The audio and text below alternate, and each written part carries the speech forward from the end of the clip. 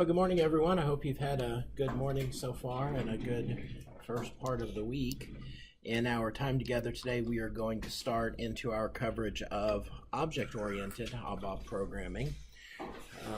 Before we do that, however, I thought I'd pause for a second, see if anyone had any questions. Remember, your next homework assignment is coming due in just a couple of days, so hopefully you have made significant progress in work on that. If not, let me encourage you not to put that off.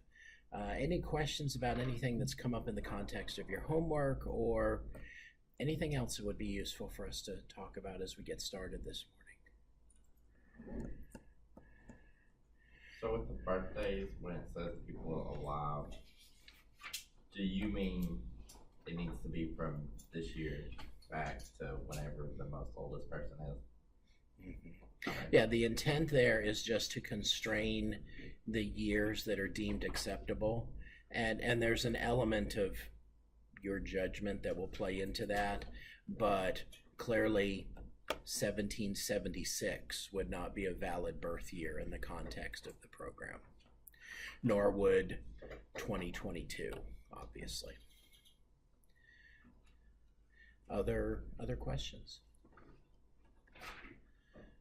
All right, well, I've gotten a couple of questions from students about the homework, but really no repeated questions, so I don't think anyone that's taken it on has run into anything unexpected, so hopefully that will bode well for you in your work on the project as well.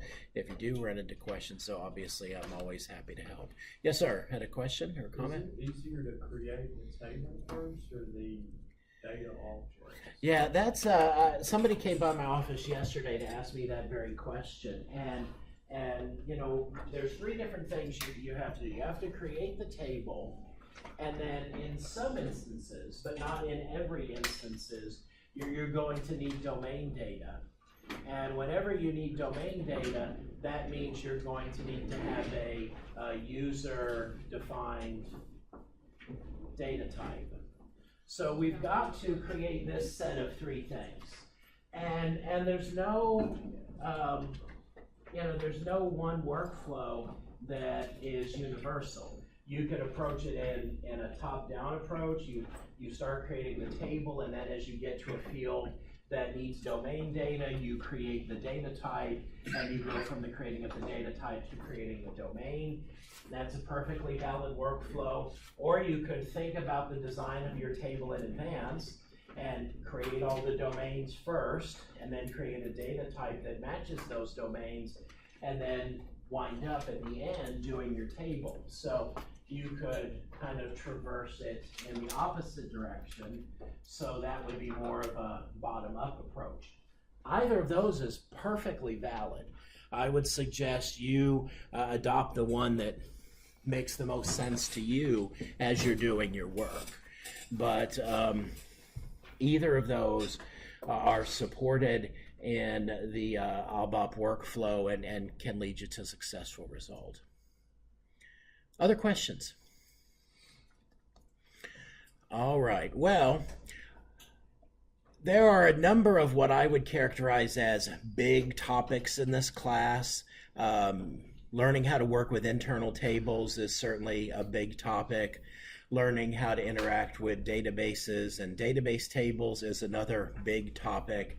And we're now ready for our next really big topic, which is ABAP Objects. And I'm sure it will take us a couple of class periods at minimum to get through the basics of this, and then obviously we'll have some homework assignments to give you opportunity to practice this. Much like the relationship between C and C++, ABAP did not start out as an object-oriented language. It was procedural because back when it was created, that was what all languages were. Really, object-oriented programming languages had not yet been developed. But once object-oriented programming began to catch on in the 1980s and then grew in popularity, ABAP came up with an object-oriented extension to the language pretty much like what you see with C++ extending the C programming language. Now, object-oriented programming is generally considered, and this is the kind of thing that programmers can have arguments about, because it obviously depends on what you're trying to accomplish and the context and so on. But object-oriented programming is often considered superior to procedural programming due to the encapsulation of data with related functionality. If you think about what object-oriented programming does, object-oriented programming calls for you to create classes which encapsulate a certain piece of data, which would be attributes of the class that you're creating, and then you surround that with methods that allow you to act on that data. So what you're fundamentally doing when you're doing object-oriented programming is you're breaking your program into these encapsulations and having them interact with one another. So it's a very nice modular approach. It's a very nice way of attacking programming problems. As I have talked to companies in this area that do ABAP development, I have asked them, so do you do procedural or do you do object-oriented development? And that almost always leads to a very interesting discussion. There are a lot of companies in this area, University of Tennessee, Eastman Chemical, Oak Ridge, other organizations that do a lot of ABAP development and have a lot of ABAP developers that have been doing that for decades and are really quite expert in ABAP development. But they learned how to do ABAP development using procedural ABAP. And inevitably, what most of those companies have told, well, let me back away from that. What all of those companies have told me is it's very, very hard to get someone who's used to doing procedural ABAP to switch over to object-oriented ABAP. And I think that's true in general. If you have a programmer who is focused on and done procedural programming throughout their entire career, and now all of a sudden you tell them, let's switch to object-oriented, that's going to be something that a lot of them are not going to be interested in doing. And in fact, what one of the companies said is, yeah, we took all our senior developers and we sent them away for a week-long class, and they came back and they kept writing procedural code. And so then the next year we said, okay, there's this optional training opportunity, and almost all of them went back to training again and then came back and wrote more procedural code. And they're like, we've just given up on that, and we've taken the attitude that as we hire new people, we'll expect the new people to write object-oriented code, but otherwise we'll just let the older people keep doing what they've always done, and over time we'll cut away to the newer object-oriented stuff. Now, that being said, a lot of the newer things in the SAP ecosystem, such as the new interface based on Fiori, a lot of the things going on right now with UI5, require you to engage in object-oriented development. So clearly, if you are going to graduate from ETSU and seek a career in ABAP development, which is a very good and potentially very lucrative career path, you need to be very familiar with object-oriented ABAP development, because it is likely what you will spend the bulk of your time doing. It's very, very similar conceptually to languages like C++ and Java. Some of you may have done some things with C++ before. All of you have done some things with Java before. And so our approach in this class is not going to be to start from scratch and assume you've never done object-oriented programming, but rather to approach this as, you know about object-oriented programming, and here's how it works in ABAP. We have mentioned numerous times this semester that because of the fact that customers of SAP have companies that are running code that was written decades ago, SAP has to be very, very careful not to ever change things in a way that would break legacy code. So ABAP Objects is compatible with procedural ABAP. And in fact, you could write a program or develop a software system that would mix and match procedural and object-oriented coding. When you look at what makes up the guts of an ABAP class definition, you'll see that what's in it is procedural code. So it's not like everything that we know to this point will get thrown away. It's more like we're going to learn a new way to structure our code. Now, that being said, there are some historic legacy language constructs from ABAP that are deprecated and disallowed in ABAP Objects. The good news is that applies to none of the things that I have taught you how to do. We discouraged you when we started working with internal tables not to use header lines because header lines are deprecated. Header lines are disallowed in ABAP Objects. There are some methods of doing data statements that change up the way you specify the length of an incomplete data type. We showed you the current way and told you don't use this other way, and in fact those other ways are disallowed in ABAP Objects. So we don't really have to unlearn anything, but once again, do be aware that if you're consulting with maybe an older book or an older resource and it presents example code and you try and incorporate that code into your ABAP Objects, it might complain if that uses a technique that is deprecated because that path for development is cut off. Just as in most other object-oriented languages, ABAP Objects supports inheritance. We have single inheritance in ABAP, and so we won't cover that in detail today, but eventually we'll get to how to do inheritance in ABAP.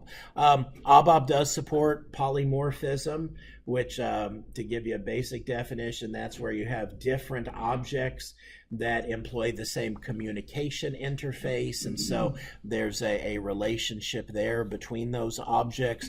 And we do have events that come into play in object-oriented ABAP development where objects can trigger an event or objects can respond to an event. We've not done anything with event-driven programming this semester. That'll change pretty soon. We'll probably cover the basics of ABAP Objects, then talk about events, and then come back to more in ABAP Objects in our topic coverage. Any questions about this kind of overview here? All right, so let's get started here. When we're talking about object-oriented programming, one of the key tasks that we do is we define classes. A class is the definition of a structure and related functionality of what, when it is instantiated, will be an object. And like this very crude looking donut diagram that I put here on the whiteboard, what you're fundamentally looking at when you're talking about object-oriented programming is an encapsulation of data, which would be attributes of a particular class, and then the functionality that allows you to manipulate that data, display it, change it, do other kinds of transformations with it. The class defines all of those things that are permitted and possible in the context of using an object that's created based on that class. Now, one of the things that ABAP does is a little bit different than other object-oriented implementations is when you define a class in ABAP, you're actually going to create two distinct blocks of code. You're going to have the class definition, and then you're going to have the class implementation. The definition is what we're going to start with in our discussion, and the definition is where you declare what the attributes are going to be. In other words, what data is going to be encapsulated in this particular class. And this is where you define the method interfaces. So this is where you give the name of the methods and then specify the parameter passing associated with those methods. So one of the things that we will have to talk about in the context of object-oriented ABAP is how ABAP does parameter passing. And then later on, we'll actually see other things in non-object-oriented ABAP that employ parameter passing as well. So all of that happens in the definition of the class. And then the implementation is a separate block, and it just gives the guts of, it gives the code associated with each of the methods. So you have one section of the class definition that gives what's commonly called the method signature or the method interface, and then the other part actually contains the implementation. So you will see code that is broken up into these two distinct classes. When you're doing object-oriented programming, you have the keyword class, and then the name of the class, and then the keyword definition. And then obviously there's going to be some code there, and then you're going to see an end class statement. And then you're going to see class, the name of the class, implementation, and then some code, and then an end class statement. Do note that you can create a class definition locally in the context of just a single program, or you can create and define a class to be global. And we do that using the ABAP dictionary, but we don't use SE11. SE11 was around before there were ABAP objects. So when object-oriented ABAP came into play, they gave us its own distinct transaction code to put class definitions in the ABAP dictionary. And so we'll get to that later. That is transaction SE24. We'll start with doing all of our class definitions in our program, and then we'll see it's actually a pretty small baby step to being able to put these in the ABAP dictionary. So we have classes, and then ultimately, of course, the class is somewhat akin to a type definition.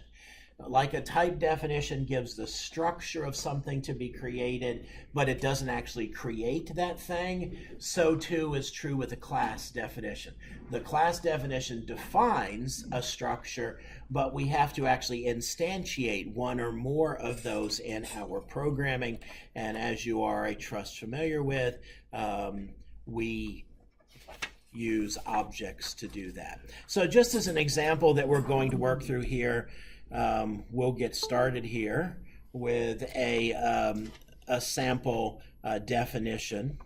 See what's going on here with my video.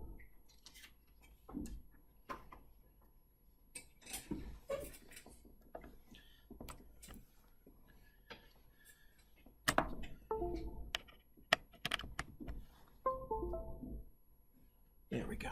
Okay. So we'll create an example that's a pretty typical one that could be used for a vehicle. So we'll do class, and then the name of this will be vehicle, and then we're going to have a definition block, and then we'll have an end class statement, and then class vehicle implementation, and then an end class statement. And ironically, although this does absolutely nothing of value, we should see that this passes syntax check as being valid code. So anytime we write a class, we're going to see those two distinct blocks. And as we go along here, hopefully it'll become very clear to you as to how they get used and what code goes in them. So let's start talking about the definition. One of the things that we do in the definition section is define the attributes of a class. Now, a class definition can create types, just like we do in procedural code. We can create constants, just like we do in procedural code. We can create data objects, and typically do, just like in procedural code, but we call them attributes in this context. And then, as we were talking about a moment ago, the class definition also is where we indicate the method interfaces. Now, just like you have seen in other object-oriented programming, we do have visibility modifiers.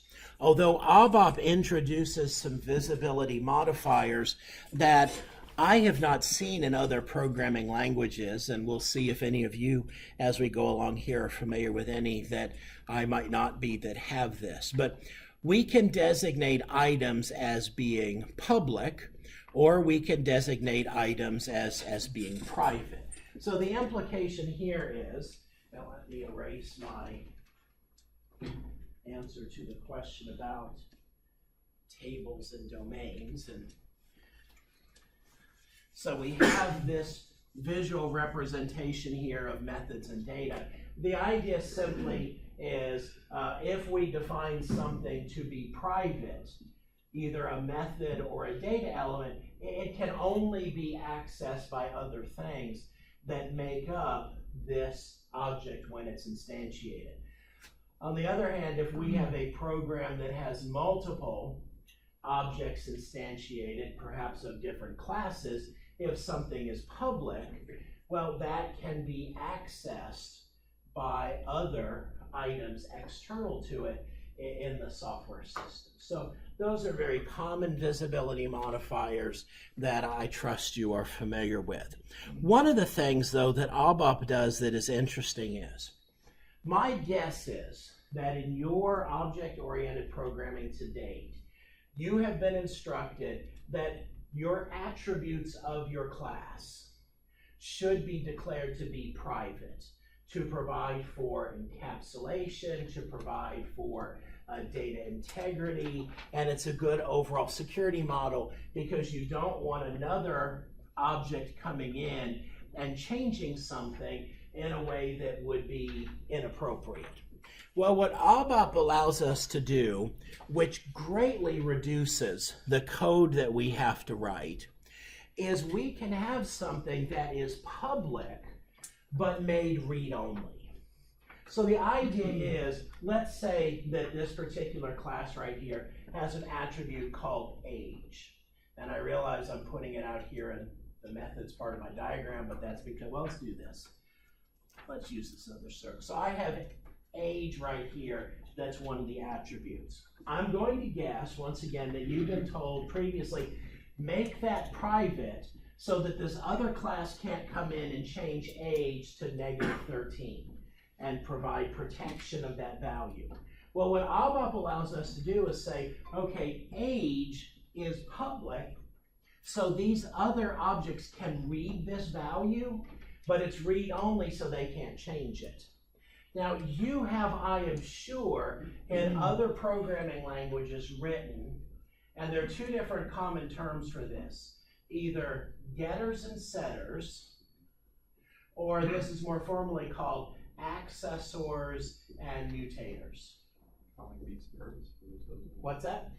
Kind of beats the purpose of those, doesn't it? Well, because of read-only now, let's think about it. Do we need setters? Yeah, we still need setters because it's read-only, but we don't need getters anymore, and we don't need mutators. So this is a nice thing that ABAP provides us, and in a way you could say it cuts down our code by half.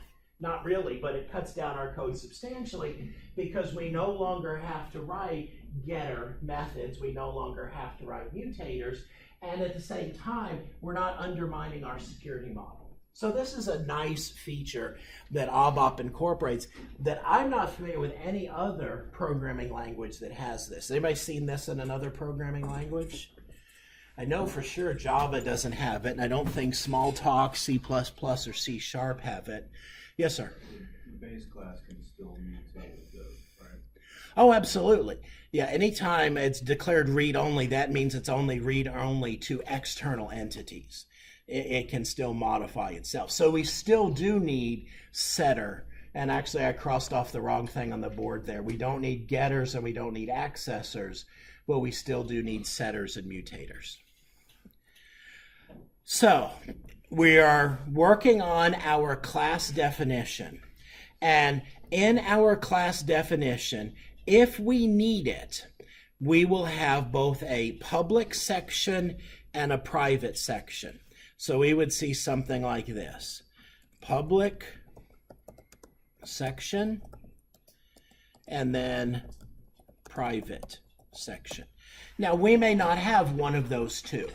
And so whichever of those two we don't have would just be deleted. Note that unlike most things in ABAP, there is no end section statement. You know you're at the end of the public section when you hit the private section keyword. You know you're at the end of the private section when you hit the end class statement. If we are going to have both public and private sections, this is the order in which they must appear. Public goes first, then private, although once again, if we only need one of the two, then the other one goes out the window. Within the class definition, the public section must come before the private section. So what we would see is something like this. In our public section, we might have some types statements if we need to declare some types. Maybe, for example, we need to create a local structure. Well, we could have a types statement there that creates a local structure. Now, keep in mind, this is the public section, so this type definition could be leveraged within this particular object, but it could also be referenced by things external to it. We create constants. Constants, if we put them in the public section, would be visible throughout our program. And we have data statements. Data statements are the most common thing here because that is where we're going to create our class attributes, whatever it is that this class is going to store. And so I gave you just one example of a data statement: data name, type, and then if we're going to declare something to be read-only, we just follow it with the statement read-only to make that designation. So in my example here at the bottom of the slide, we don't really have a private section showing, and we don't have a fully formed public section, but we see an example of that. So let's start, do some creation of this just to show you some options here. And because I usually get this question, I'll just go ahead and answer it in advance. At the end of class today, we will have built this start of a class definition. Don't know that we'll finish it today, but I will take this source code and copy it into a document and put it in D2L for you to have as a reference. So while you are welcome to write along as we go here, I will make that available to you should it be helpful, so you don't have to frantically be scribbling along here. So you know, this is going to be a somewhat hypothetical example just to illustrate a lot of the techniques here. And so maybe I'm going to have a type statement because I'm going to define my own structure. And so I'll do types begin of, and a vehicle has to have a driver, at least theoretically. So we will create something called a driver struct. And so that particular driver struct, and that should be a comma. A driver has a name, a driver has an age, and a driver has a number of years that they've been driving. Okay, and so we'll make this of type string, age we'll make of type I. Gotta remember my commas here, and years driving will also be of type I, and then end of driver struct. Okay, now I like to, as I'm working along here, periodically do a syntax check just to make sure I didn't miss any commas or anything, and that looks pretty good. So keep in mind, like we've observed previously, I haven't actually created a driver struct. This is a type definition. And so I can do this in the public part of my vehicle class here. I could also do something like this. It doesn't have to be a complex type statement.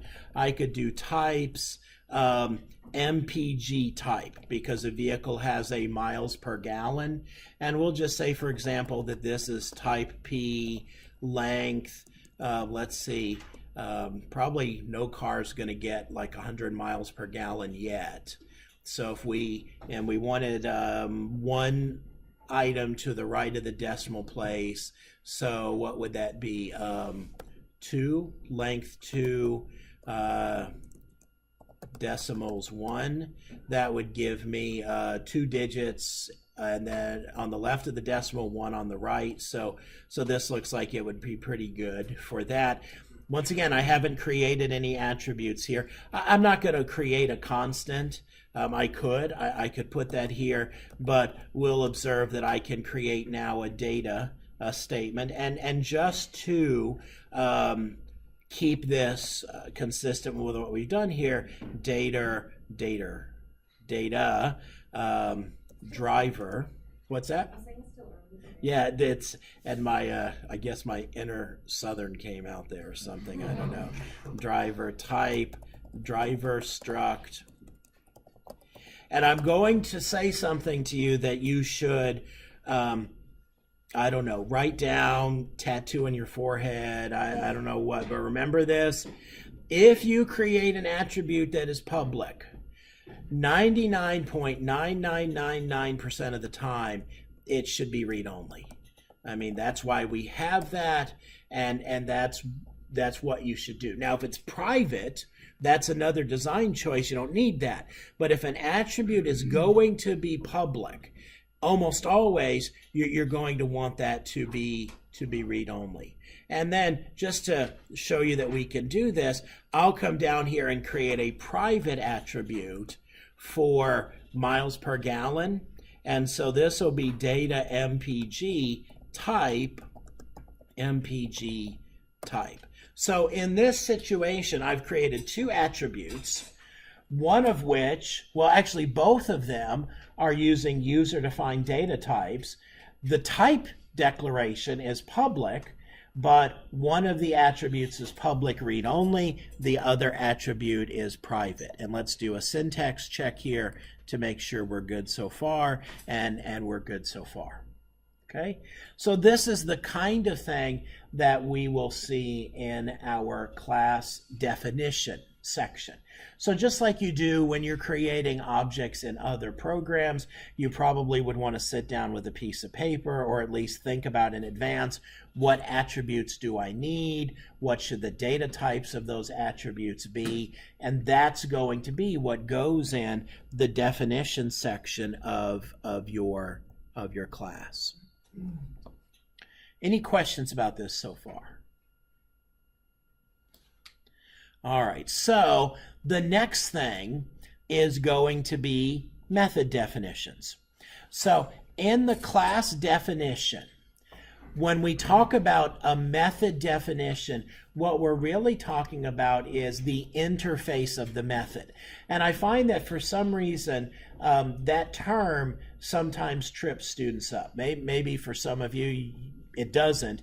But when I talk about the interface of a method, I'm talking about the name of the method and the parameter passing. I have to pass it this, I have to receive back, I can receive back from it this. So when I talk about the interface of a method, I'm talking about the parameter passing associated with a method, which obviously is something that we have to think about. We have to think about the parameters, and by that I mean what the data passing is going to be.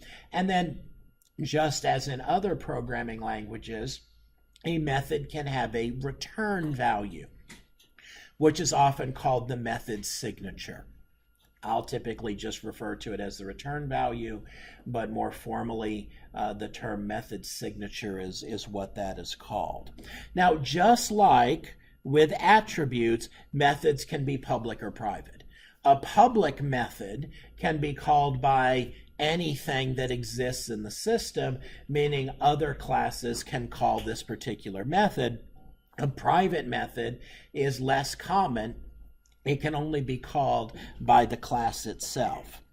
So a private method may only be called within another method of the class. So let's start talking about methods. And the most basic method, we'll go ahead and do this, doesn't have any parameter passing associated with it whatsoever. So let's assume we're going to have a method that works of that sort.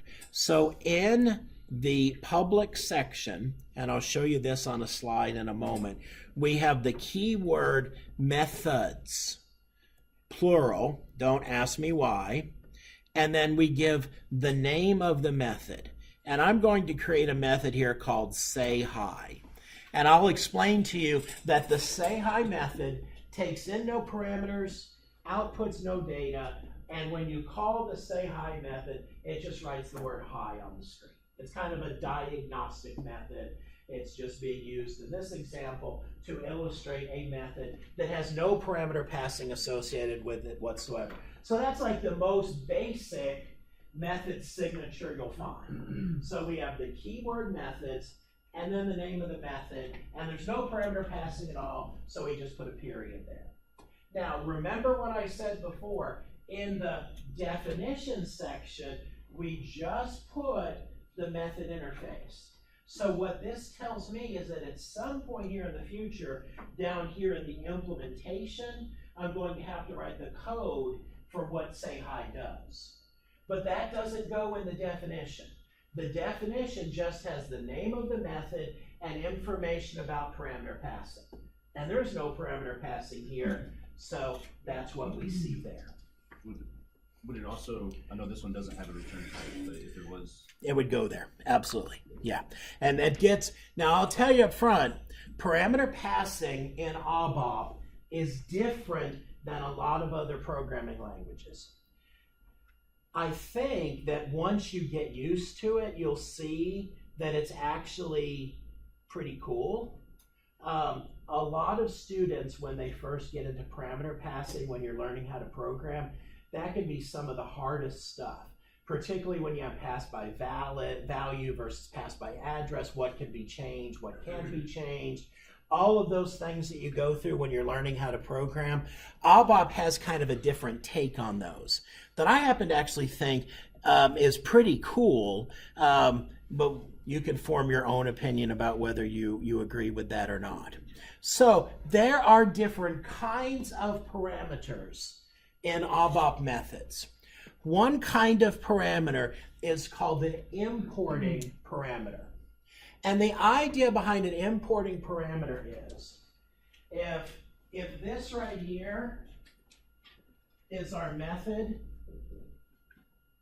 an importing parameter means this is data that we're sending to the method, and that's it. We're just giving it to it for it to do something with.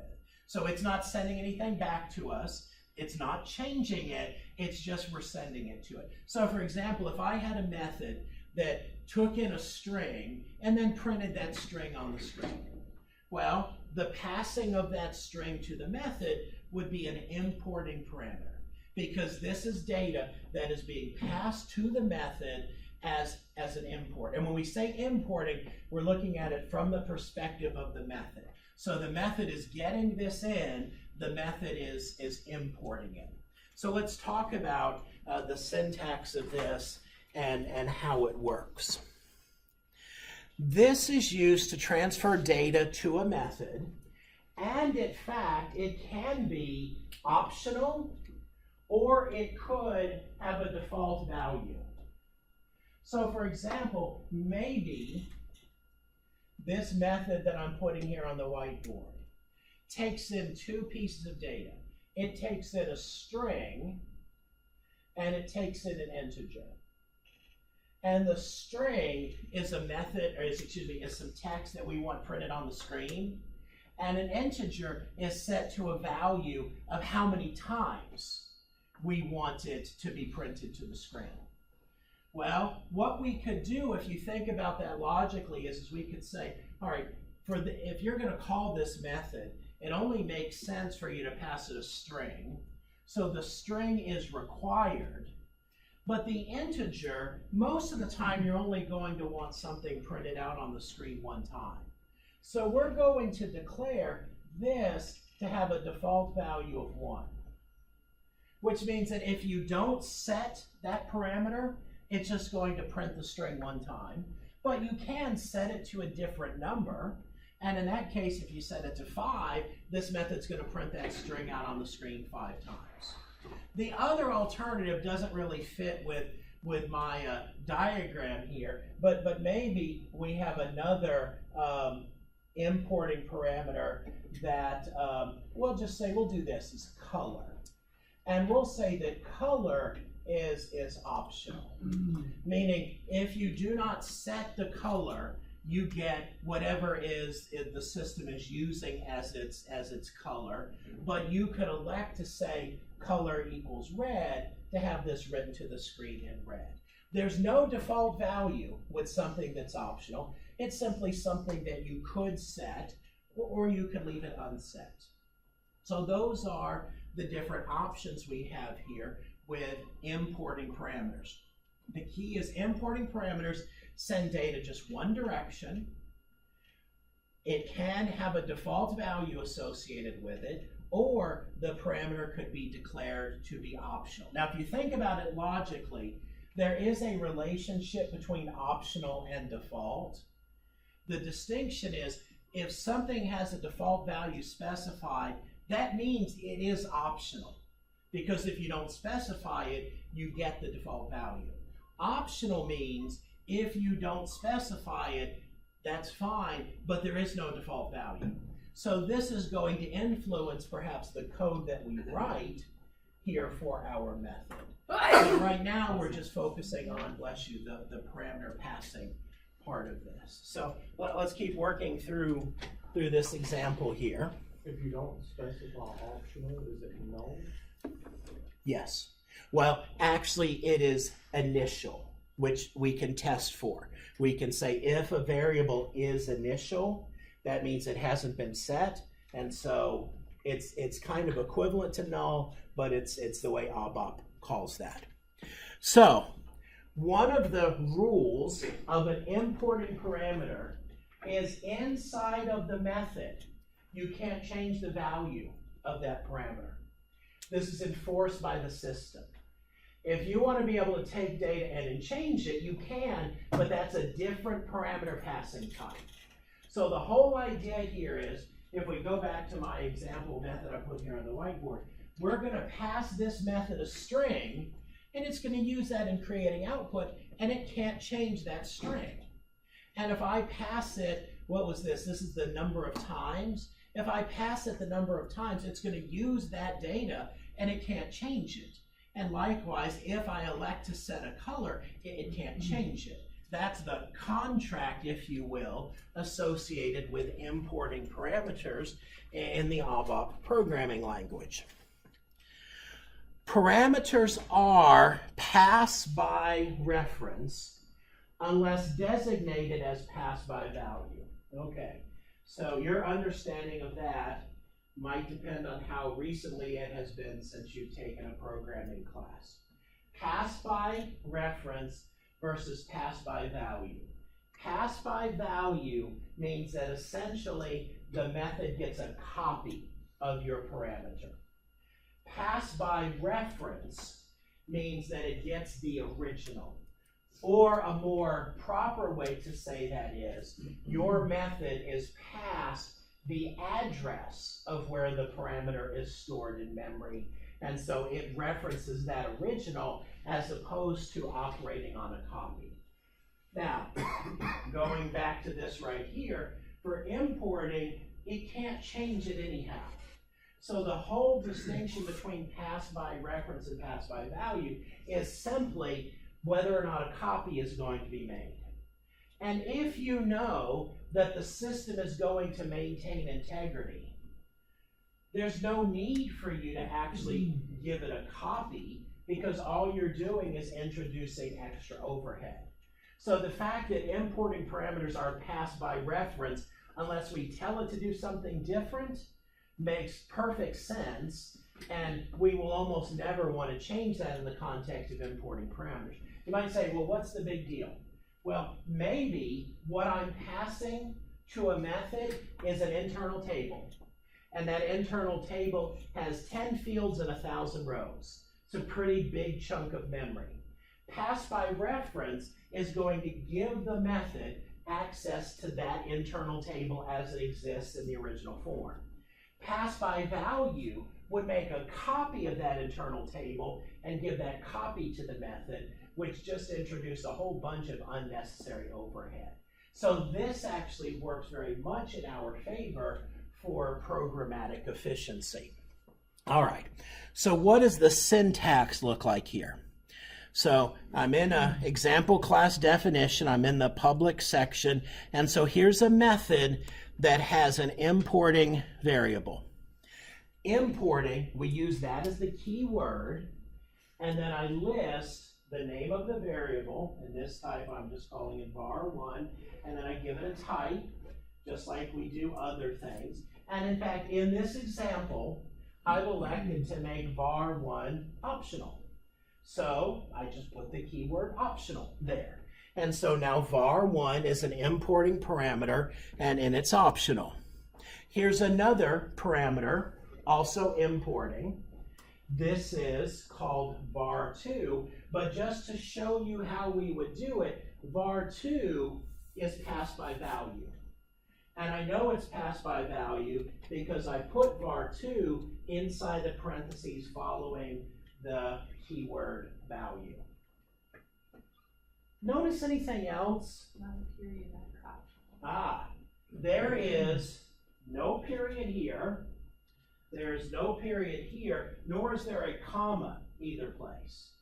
Okay? So in your listing of parameters, you just have the name of the parameter, the keyword type, and then whatever else, and then you go on to the next parameter, and then you go on to the next parameter, and you go on to the next parameter. What I don't have, for some reason in my example, is something with a default value. Okay? So let's assume that there was also a third parameter. I might have here var3 type I default 7. And that's how I would specify a default value. Okay? Questions about this? All right, so let's go back to our sample program here, and let's do some importing here.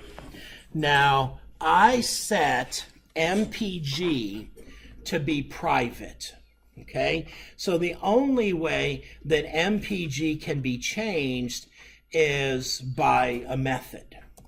So I'm going to do that. I'm going to do methods, set MPG, very, very common method for us to have. This is an example of a setter or a mutator.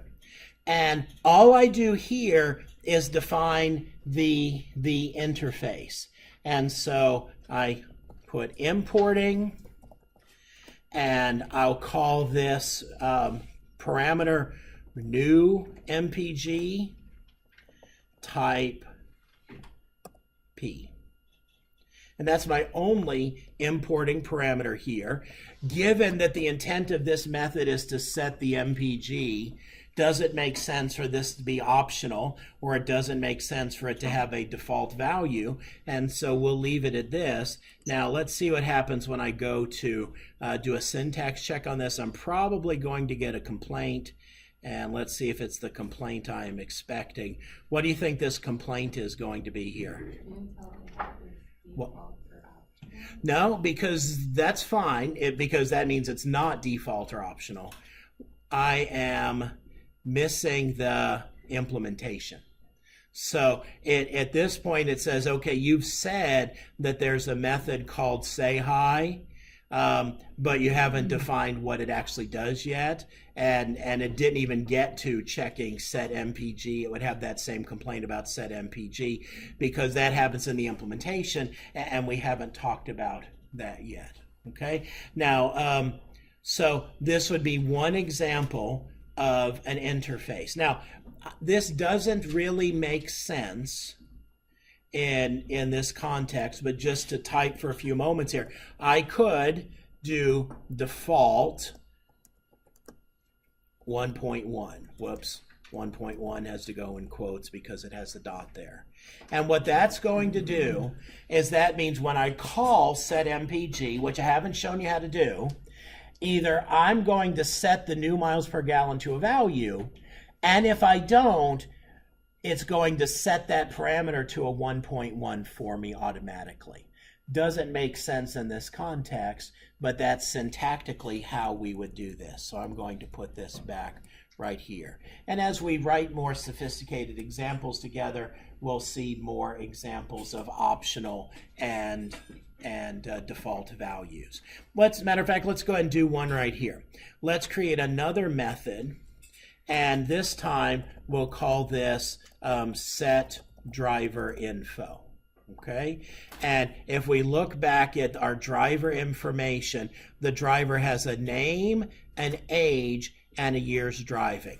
And just to illustrate the options here, I'm going to do this. I'm going to do importing new name, and then I'm just going to go down here, and then we'll come back and finish it. New age, and then new year's driving. And we'll say, you know, you have to give me the name. That every driver has to have a name. That's really important in the context of my program. So this isn't going to be optional. We're not going to specify default value, and it's, you got to give me a string for this.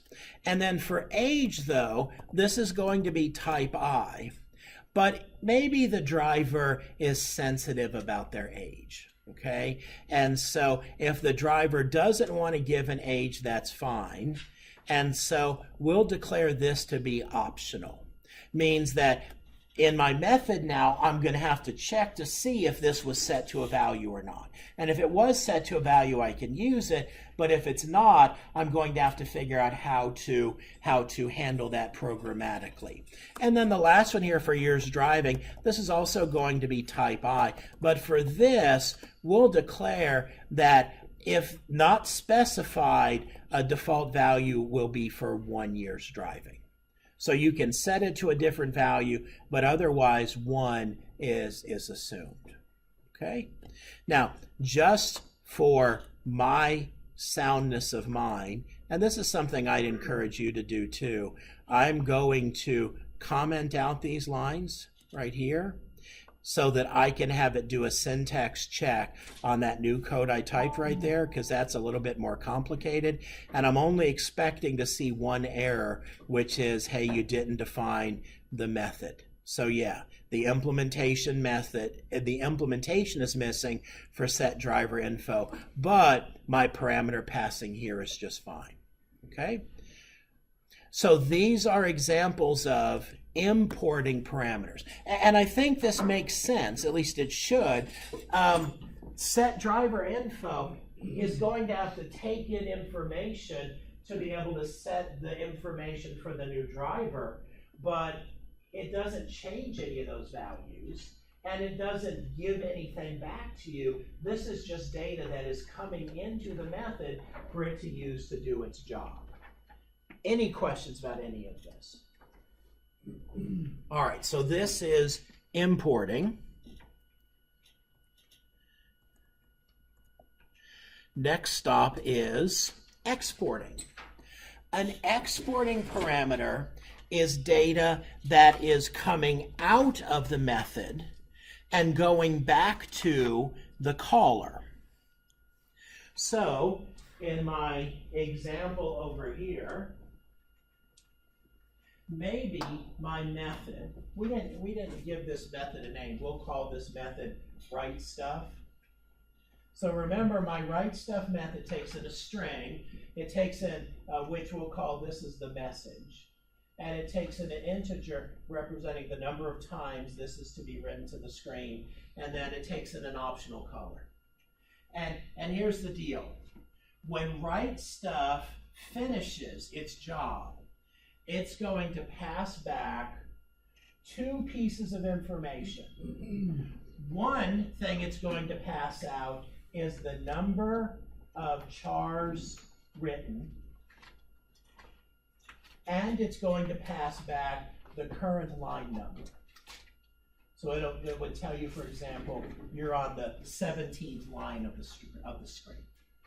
And this is somewhat arbitrary. I'm just making stuff up here that has some semblance of reality to it. So my write stuff method takes in 3 pieces of information, does its job, and then it sends back to you by way of, hey, here's what I did, here's the number of characters I wrote to the screen, and here's where I left the cursor.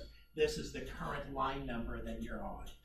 Exporting parameters come out of the method and go back to whatever it was that called the particular method. The way this works is at the end of the method, the value of the formal parameter is copied back to the actual. Now, that gets a little bit tricky, and we're going to have to, it sounds trickier than it is, but basically what that means is you're going to supply variables. And at the end of this method, it's going to set those variables to values. So when the method is done, it's going to take the parameters that you passed it, and it's going to copy values into those parameters so that you will have them in other places and for other use in your program. So that's the mechanics of how this works. Exporting parameters are always optional by default. And what that means is, I could also, there could be all kinds of other things that this method sends back. It could send back, the current year. It could send back the method's favorite number. Okay, I'm being a little bit silly here. It could send back what day of the week it is. And you as a developer could look at all of those things it could send back to you and say, yeah, I only care about the current line number. I don't care about any of that other stuff.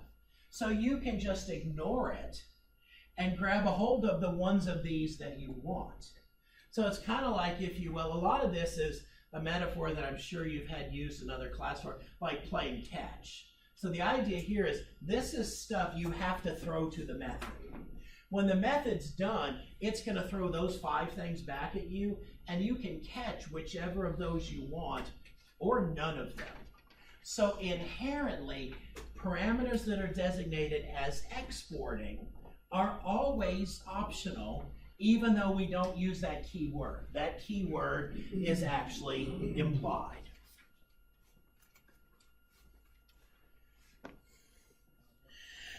The intent is for the incoming value of the parameter to not be used, but this is not system enforced.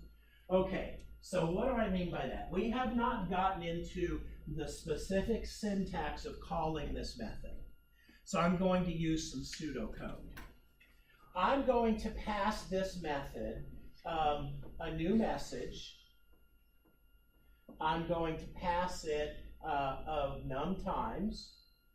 I'm not going to pass it a color because that's optional. So I'm going to set the new message to I there.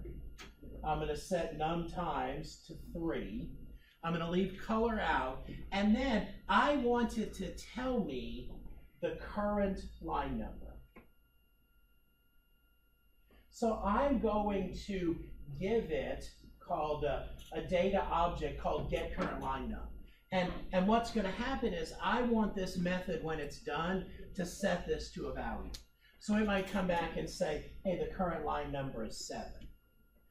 The point of that line in the slide is, when I call this method, this is a variable right here. This is a data object. This might have the number 35 in it right now, just because that is what happens to be there from something I did elsewhere in my program. The intent is for this method to use this variable, to use this data object, just to send me back a result. It should not pay any attention to the current value of this. And nowhere in the logic of that method should it do anything to this other than put a value here. So the intent is for the incoming value of a parameter that is an exporting parameter, that shouldn't be used. But note my message there, that is not enforced by the system. So technically, this method could grab this number right here, and nothing's going to stop it. It's not a syntax error. It's just a stupidity error, okay? You should not be doing that in the definition of your method. But unlike importing, that is enforced, and if you try and change it in the method, you're going to get your hand slapped. This has no protection on it. It's just something that we do by convention. So let's look at how this works.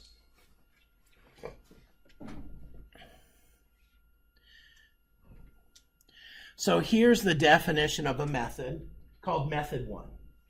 And method 1 has two importing parameters, var1 and var2. var1's optional, var2 is pass by value. But then you'll notice var3 is exporting. So var3 is going to be set to something in the guts of method 1, like what I illustrated here on the whiteboard with our current years, number of characters written, and so on. Those could be multiples here. Questions about this?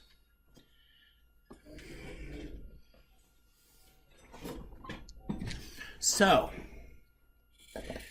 let's write another method for our hypothetical program. It's not a hypothetical program, it's a real program. Methods.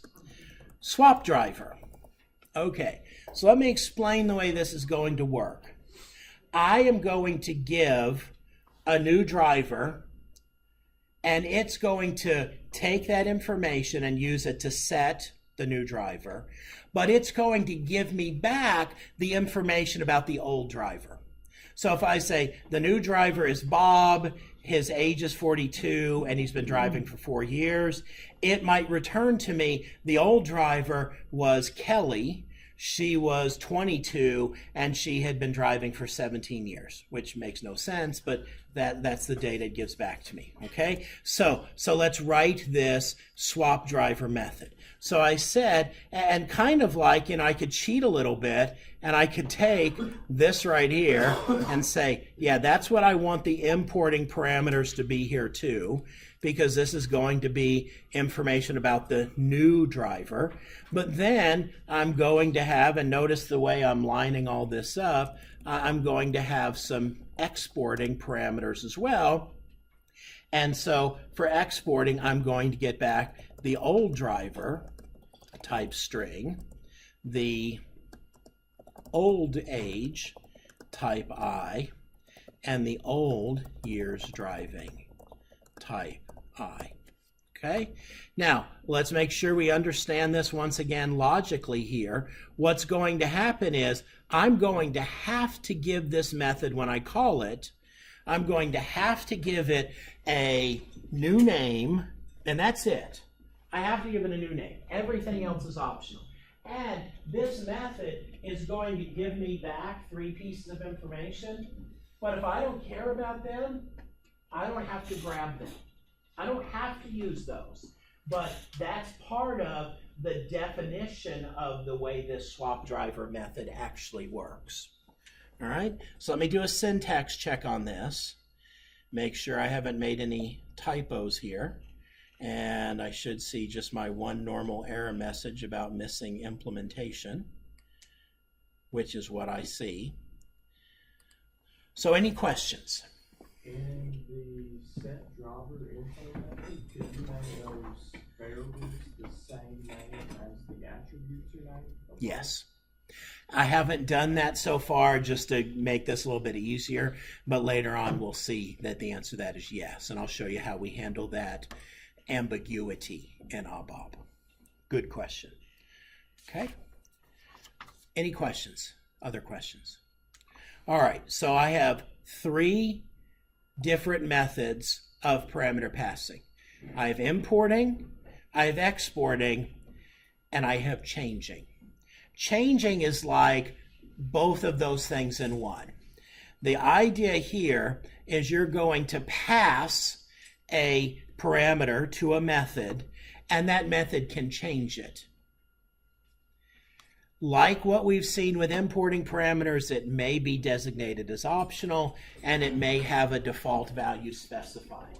So if I go back to my picture I've been putting here on the whiteboard, the arrows here going into the method, these are all importing. And the ones with the arrows going out, these are all exporting. And so I'll put it down here at the bottom. Changing would look like this. And this is where I take a variable and I pass it to the method, but it changes it and passes me a new value back.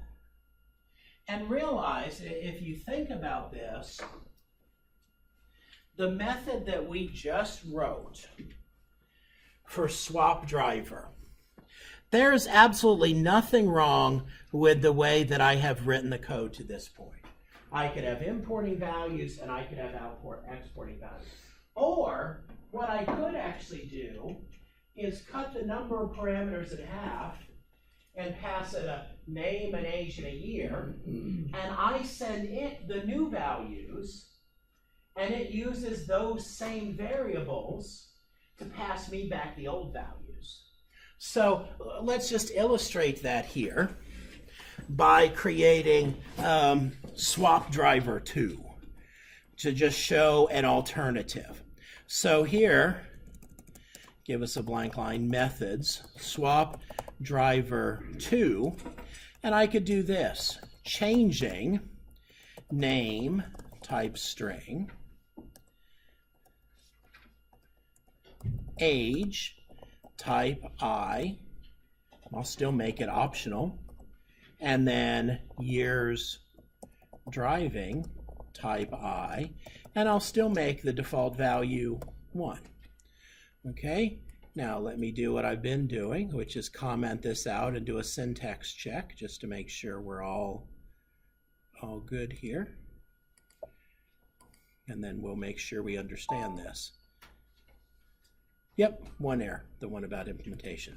So in this situation, I'm only using 3 parameters. I'm going to send swap driver 2 a name, an age, and a year's driving. And it's going to use those to change the attribute. And then it's going to set name, age, and year's driving to the values that were there before. Now, all of this should be explained in my documentation, which we're just talking through this here. But I should also have some documentation with this that explains what each of these methods do, and so that would be something the documentation here should explain.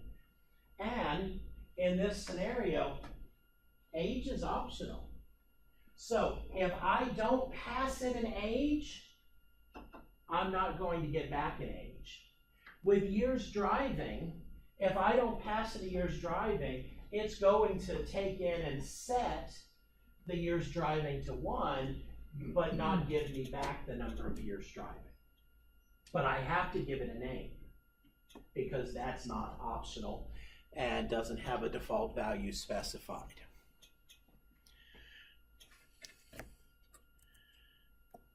Questions about any of this?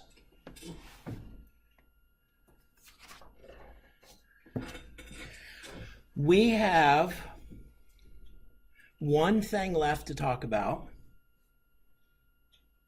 Let's give it a shot, and we'll review it again when we get together next Monday. But I mentioned before that methods can have return values.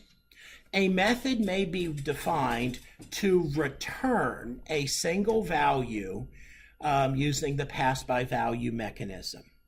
You see this in other programming languages. You've written methods before that have a returning value, I am sure.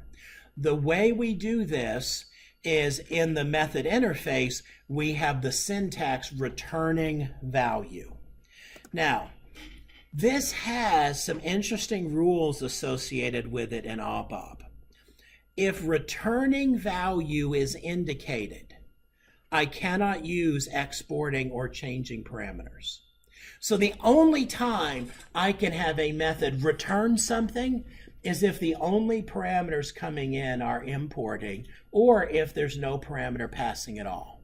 That's different than other programming languages.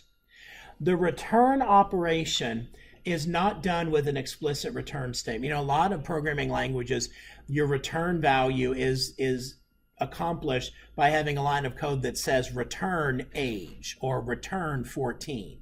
We don't do that in ABAP. We look at the name of the variable that's in the returning value, and we set that inside the guts of the method in the return. So we might say in the method interface, returning value age. Somewhere in the method, age should be set to a value. Age equals 17. Age equals whatever. So there is no return statement. A method with a return value is called a functional method. Unlike other methods, functional methods can be called within if statements and case statements and while statements and things like that. So it's kind of a special class of method in the ABAP language. Returning requires specific typing. If an incomplete type is desired, we have to declare a local user-defined type to make it possible. Okay, so I wanted to cover this really quickly here at the end for the sake of completeness, because we've talked about with methods now you have importing parameters, exporting parameters, and changing parameters, and we have the ability to do return methods. This probably won't make sense, and you won't understand the significance of it until we actually start writing some code, which, given that we have 3 minutes left, we don't have time to actually write the implementation of the methods that we have. So what I will do, and we get back together next Monday, we're going to write the implementation of all of the methods that we have done together today. Any questions on any of these things before we head out? Yes, sir. So like in AI, we were writing algorithms to solve a Sudoku puzzle. And every time we looped through a case, we were looking to see if the solution was solved. And if it was, we would continue with the rest of the line. We would just return the value back to the previous function. Is there something you can do in here like that? To tell us to go ahead and quit, just return? Yes. I mean, you have to set the returning value to a value, but it could be 0 or something like that. Okay. And so in the logic of your program, you might structure it as if returning value is not 0, keep going. So it would just, your logic would depend on using a flag value there. Okay. But yeah, you can absolutely do something like that. If you did not sign in, make sure you do. Oh, one more question. Yes, sir. Is a exporting parameter kind of like a return in itself? It is. And that's why you can't mix and match. The big distinction is you can have 0 of these or you can have 1 of these. Those are your only choices. Exporting, you can have as many as you want. So that's good that you picked up on that. That's the most significant difference between the two. All right, have a good afternoon, everybody. Once again, don't forget to sign in. Have a great rest of the week. Don't forget about your homework.